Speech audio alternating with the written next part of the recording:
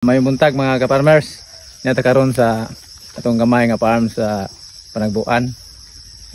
Mao na ni ang atong mga tanom. Panman pa ni mga ka-farmers. Gitawag ni og karnaba.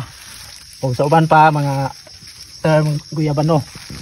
Nya dinhi ang katunga sa atong mga protest atong ibutangan pud og kabasa.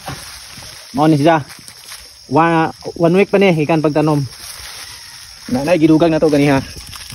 Ini mga ka-farmers, gilinyahan na to no, makita na to nga. Gilinyahan og buho. Ang dito, tuyok ni to. Ato ning butangan og batong. Natay similyang batong ga para mao po niya to ang magamit sa pagkonsumo sabay. Nailubi ang atong ipangtisok. Nag-alternate na to og saging atundan. Mali mga ka-farmers.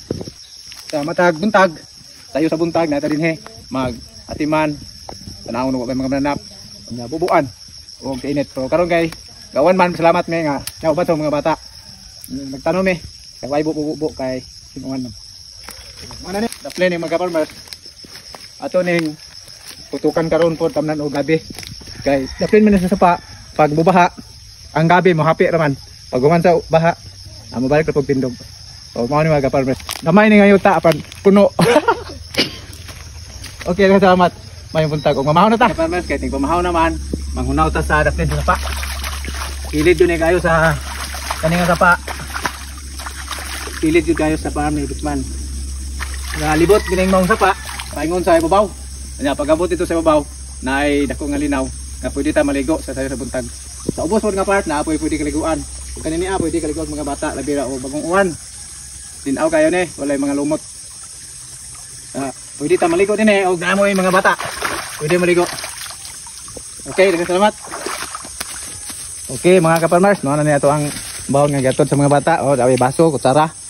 Na niya po itubig, ilanda. Para di uhawon si Bikman. Yan, kuwang na siguro ini. Ag tubig nga puwa. Parang pawa sa uhaw. Kay gutom naman mga ano ta.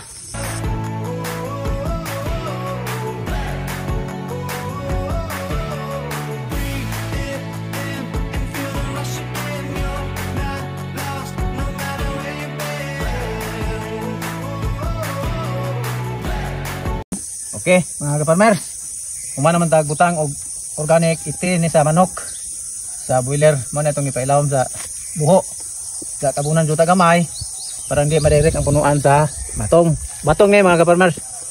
Dahil ito kanina ko basa to kani pag kuman buhuan mo gamay para di abot dito sa ite kay parat man ang ite pag kuman tabunan nimo ani ngani pagtanong mga ka-farmers tabunan nya tanang yuta og mahimo ibutang gyud sa punuan para di mausik ang iyang yuta. Igo pod magsige ka bubo. Muunlod ang iyang ibuntod nimo nga yuta. Okay mga ka-farmers. Magtanong na po tayo gabi, human naman nagbatong. Human naman na naman tayo ite para organic sa gabi ni. Ano naman daan oh. Ngani ang proseso. Anong gabi? Okay. Ngani na ni mga ka-farmers. Usa ka tuig ni bikan pagtanong bikan karon. Ano na yung mga ka-farmers, pwede na butang sa tuhod sa tiil sa baboy. Ani? O mo man ning dapli na ini mo abot ning mga sa jinta kapunuan mga ka-farmers. Mao ni ang gingon nga gamay ning maong luna pero puno. Daginot ba? O daginot sa yuta. Ato lang ani nga sa mo survive ani mo yato. Nubanan sa pagkampo. Oh. Ano, linya ni ito sa dating sa sapa. Taon? Diay nga bot agaw anak nga taga Cebu gikan sa San Miguel Corporation eh. Pero wa may da nga ba? Ber. Murag di ni taga kuan siguro. Di taga transaksyon. Abi ko ang kalo Roy. Ano ba padagon ning lubi na tamna katong mugbo ba? Bilaka. Nagdalo ng gadi mi.